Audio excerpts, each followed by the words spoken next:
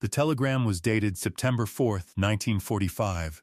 Margaret Doyle read it 3 times standing in the doorway of her apartment on West 43rd Street, still wearing her coat, still holding the grocery bag that would sit on the kitchen counter until the butter went soft. "We regret to inform you." She had been dreading those words since the summer of 1942. She had rehearsed what she would feel, but the feeling, when it arrived, was nothing like what she had prepared for. Because the telegram did not say that her husband Daniel had died in combat. It said that his body had been found in the Hudson River, 6 miles south of Poughkeepsie, and that the New York Police Department was asking her to come in. That was not a story about a widow in a war year who lost her husband twice. That was a story about a woman who had been deceived with extraordinary care in a city that never noticed, for longer than anyone who loves a person could be expected to bear. What it would take to finally expose the truth: a retired postal clerk, a Cold War-era records audit, and a name that appeared in 2 places it had no business being at the same time, is a story this city never told. But before any of that, we have to go back to the fall of 1943. Because to understand what Daniel Doyle did, you first have to understand who he was.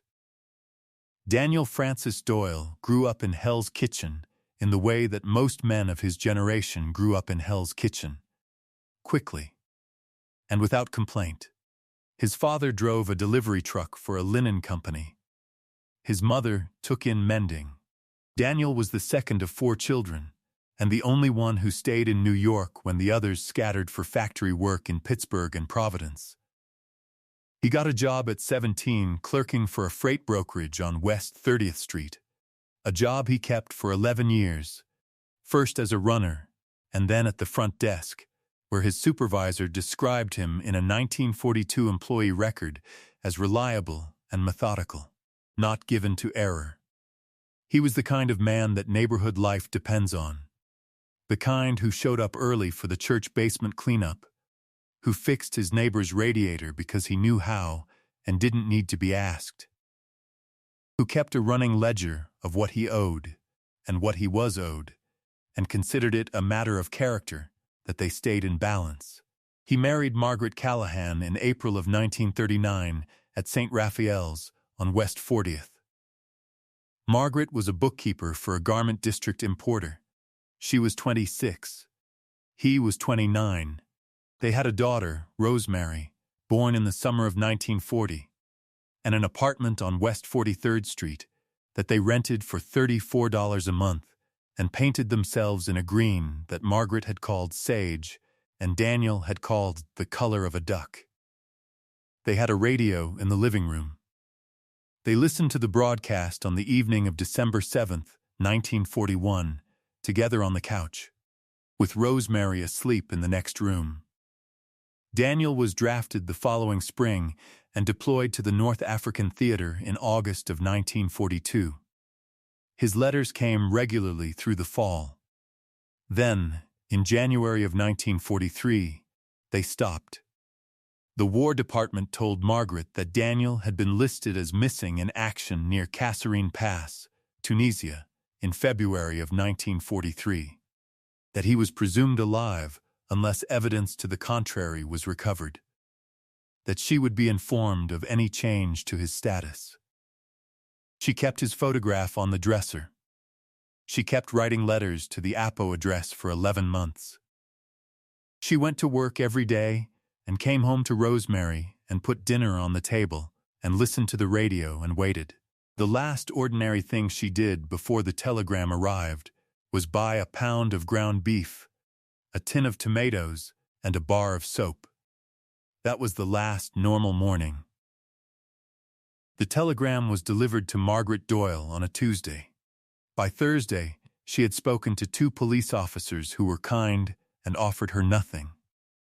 The body recovered from the Hudson had been identified through his dog tags, stamped with Daniel's serial number, blood type, and last name, and through a partial identification by Margaret herself, who confirmed the physical description and a scar on the left forearm from a childhood fall. The medical examiner noted the body was consistent with having been in the river for several days. The cause of death was recorded as drowning, with no evidence of external trauma. The case was written as an apparent accidental death, a man back from the war, perhaps drinking, perhaps struggling, lost to the river on a dark September night. The file was closed before October. There was no investigation into how Daniel Doyle, officially listed as missing in action in North Africa since February of 1943, had come to be in New York in September of 1945. There was no inquiry into how he had re-entered the country. There was no follow-up with the Army. Records show that the NIP did forward a notification to the War Department, but that notification was filed against a personnel record that by September of 1945 had already been administratively processed as a casualty. No one connected the missing soldier to the drowned man with his dog tags. There was one dead man and one file. That was sufficient. What no one in the fall of 1945 asked, because no one had reason to ask, was where Daniel Doyle had been for 2.5 years. Margaret had a small funeral. She raised Rosemary alone. She remarried in 1951, a widower named Howard Bauer, who worked for the Transit Authority and was, by every account from her daughters, a decent and steady man. She never spoke much about Daniel. The green apartment on West 43rd Street was eventually torn down in 1967 to make room for a parking garage. That should have been the end. Retired postal clerk Edward Trimble was not supposed to find anything unusual in February of 1983. He was conducting what he later described in an interview with a local historical society as a personal project, a cross-referencing of address records from the post-war period in Upper Manhattan, a hobby that had grown out of his decades of professional familiarity with neighborhood mail routes. Trimble was 71 years old, meticulous, and in possession of a peculiar combination of patience and instinct that is rare in any profession. What he found, sorting through a set of postal delivery logs from 1946 and 1947 for the Washington Heights neighborhood, was a name he recognized from an unrelated set of records, Daniel F. Doyle, listed at an address on Arden Street in Inwood, receiving mail under that name beginning in April of 1946. Daniel Doyle had been dead, according to the NIPT record, since September of 1945. Trimble did not alert anyone immediately. He was a retired postal worker, not an investigator, and he was not certain he had found anything beyond a coincidence of names. He spent 3 months cross-referencing. He found a second record, a Con Edison utility account opened in the name of Daniel F. Doyle at the same Arden Street address, carrying a service start date of March 1946. He found a third, a 1948 voter registration card, same name, same address, listing the registrant's occupation as clerk. The dog tags had come off a body. But the name had kept living. In June of 1983, Trimble brought his file to a researcher at the Municipal Archives who agreed to look at it informally. That researcher, a woman named Clara Reyes, contacted the NIPD's Cold Case Records Unit. The response she received was polite and non-committal. The case was 40 years old. The man was dead. There was nothing to investigate. Reyes kept a copy of Trimble's file in a folder in her desk drawer for the next 9 years. Every case in this series represents weeks of research, locating records no one expected to find, verifying facts across municipal archives, military documents, and court filings. If you want to keep following cases like this one, please take a second to like this video and subscribe, and drop a comment telling us where in the world you're watching from. We read every one. Now, let's get back to Daniel Doyle. It was Clara Reyes who brought the file back to the surface, and she did it because of something that had nothing to do with Edward Trimble's postal logs. In the summer of 1992, she was working on an entirely different research project, a survey of post-war name change filings in Manhattan and the Bronx. Part of a broader academic study on immigrant communities and legal identity records, and she found, in a 1947 court filing from New York County Surrogate's Court, an application for a legal name change from Daniel Francis Doyle to David Francis Nolan, granted October 14, 1947. The address on the application was the Arden Street address in Inwood. The reason given for the name change, in the clipped language of a 1947 legal form, was personal and professional preference. The applicant had provided proof of identity in the form of his original birth certificate, which named him Daniel Francis Doyle, born October 22, 1909, in New York County. The same man. Reyes contacted the NIPT cold case unit again, this time with the name change document in hand. This time, the response was different. A detective named Robert Yuen agreed to open a preliminary review. What we had, Yuen later told the Municipal Archives Historical Project, was a body identified by dog tags and a partial physical description, and a man who had legally changed his name the following year and continued to live in New York. Those are two facts that don't fit the same story. The question that now had to be answered was whether David Francis Nolan was still alive. He was not. Records established that David Nolan had died in February of 1981 at the age of 71 at a care facility in Riverdale. He was listed as survived by a son, Gerard Nolan, of White Plains. Detective Yuen located Gerard Nolan in September of 1992. Gerard was 53 years old, a high school history teacher. He agreed to speak with Yuen after being told the nature of the inquiry. According to Yuen's case notes, the conversation began with Gerard saying, quietly, "I wondered if this would come eventually." What Gerard knew, and had known since a conversation with his father in 1978, when David Nolan was 68 years old and apparently feeling the particular weight of late-life reckoning, was this: Daniel Doyle had not died in North Africa. He had survived Kasserine Pass and been captured briefly, before escaping in the confusion of the American counteroffensive. He had made his way eventually to Algiers, and from there, through a sequence of circumstances that his son described as confused and I think partly invented by the time he told it to me, he had connected with a merchant vessel crew that was running supplies along the Atlantic coast. He arrived back in New York in the spring of 1944. He did not report to any military authority. He did not return to Margaret. What he did instead was rent a room in Inwood under the name David Nolan, a name with no paper trail.